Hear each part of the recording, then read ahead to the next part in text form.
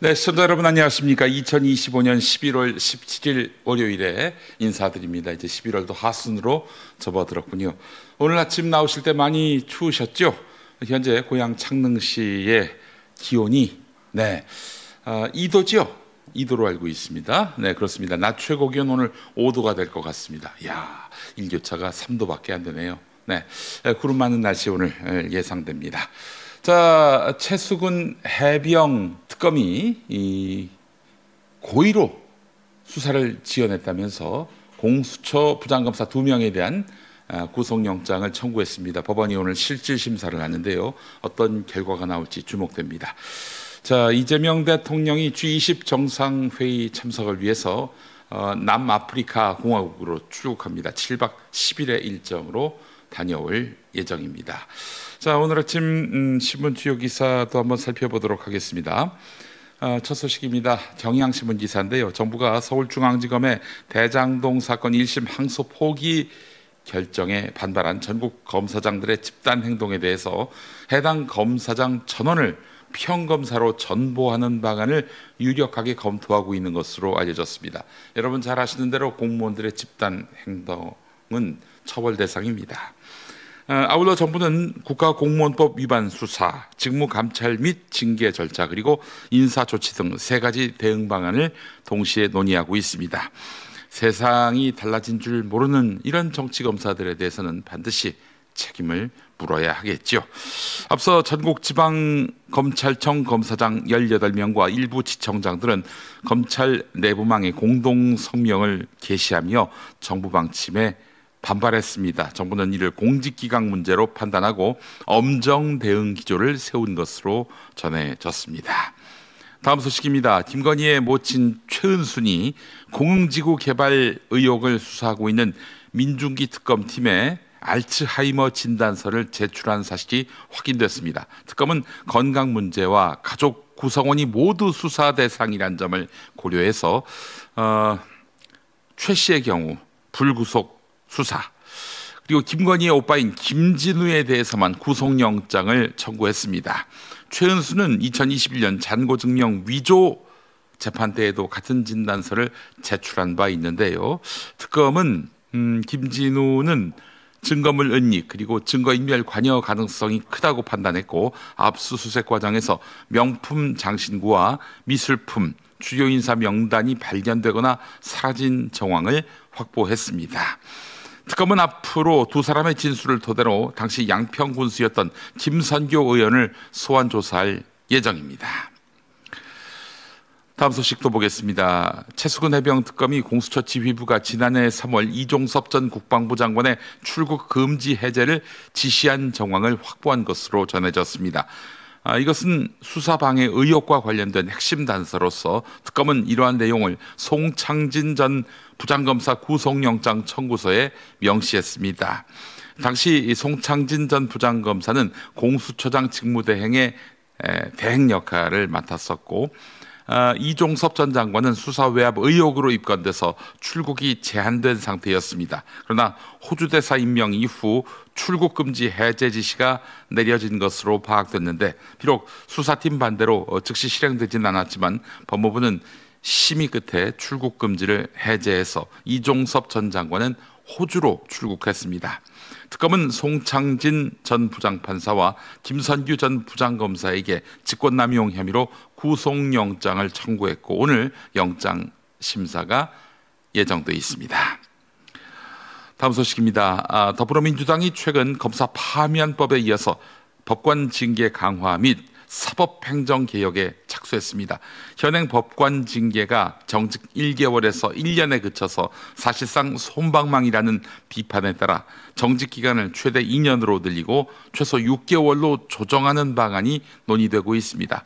해임 도입도 검토됐지만 사법부 독립성 침해 우려로 이건 뺐습니다. 또한 대법원장의 인사 예산 권한이 집중돼 있다는 지적에 따라서 법원행정처를 없애고 비법관이 위원장을 맡는 사법행정위원회 신설을 추진하기로 했습니다. 아울러 대법관 퇴임 후 사건 수임 제한 기간을 현행 3년에서 5년으로 연장하는 방안도 논의하고 있습니다. 민주당은 연내 법안 처리를 목표로 하고 있습니다.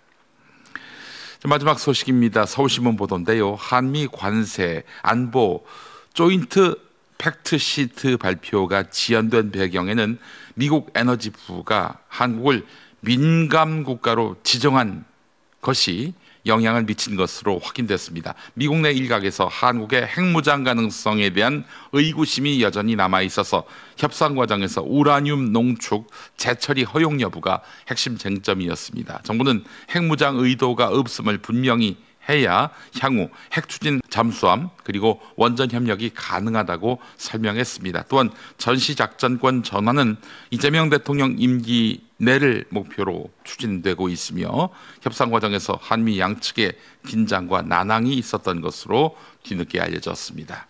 자, 그래요. 핵무장 걱정은 보수 정권 때나 하세요. 보수 세력들의 오매불망 로망이 워너비가 바로 핵무장 아닙니까? 진보 민주정부는 그럴 생각이 없어요. 평화를 추구하기 때문이죠. 자, TV뉴스 리뷰 함께합니다. 민주당은 가장 먼저 필요한 한미 관세 협상의 후속 조치로 대미투자 특별법의 국회 통과를 꼽고 있습니다. 대미투자 기금을 조성하고 투자 집행기구인 투자공사를 설치하려면 법적 근거 마련이 시급하단 겁니다. 특히 이런 문제가 국회의 비준 동의를 받을 대상은 아니라고 선을 그었습니다. 양해각서는 상호 간에 협의해서 신의성실하에 추진한다의 정도이고 흔히 말하는 법적 구속력을 가지지 않습니다. 우리가 우리 발목을 묶자라고 하는 것과 다르지 않는데. 조인트 팩트시트 발표 이틀 만에 재계 총수들을 만난 이재명 대통령. 한미 관세 협상 타결에 대한 감사 인사부터 전했습니다. 지금까지 정부와 기업이 이렇게 합이 잘 맞아가지고 공동 대응을 한 사례가 없었던 것 같다. 그건 전적으로 우리 기업인 여러분들 정말 헌신과 노력 덕분입니다. 이 대통령은 경제활동의 핵심은 기업이라고 거듭 강조했습니다. 규제 완화를 비롯해 기업활동 지원에 총력을 다할 생각이라며 기업들의 국내 투자 확대를 요청했습니다.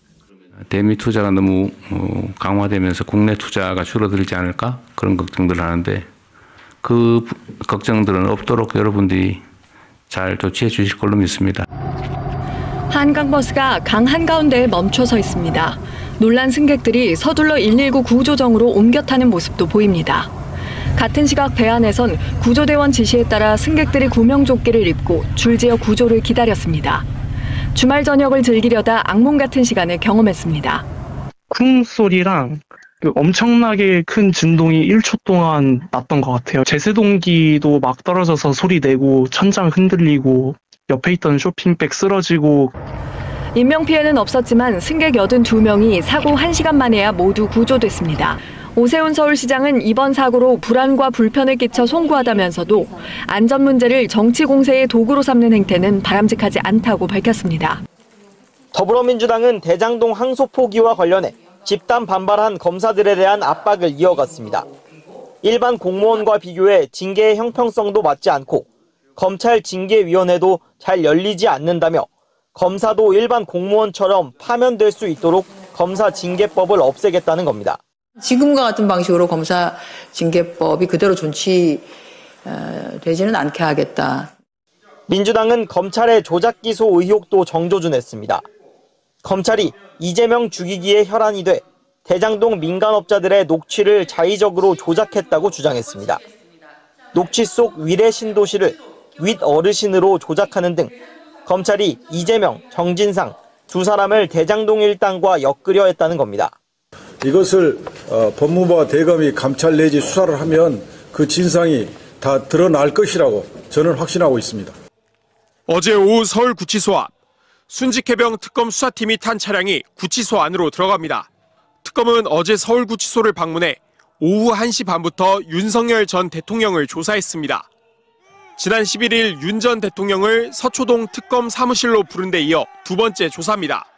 첫 번째 조사에서 이른바 VIP 경로설과 관련된 질문이 쏟아진 데 이어 어젠 수사 외압 의혹으로 공수처 수사선상에 올라 출국 금지됐던 이종섭 전 국방장관을 호주 대사로 임명한 과정에 대한 조사가 이루어졌습니다.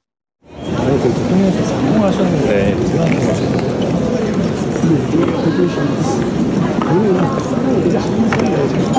상태.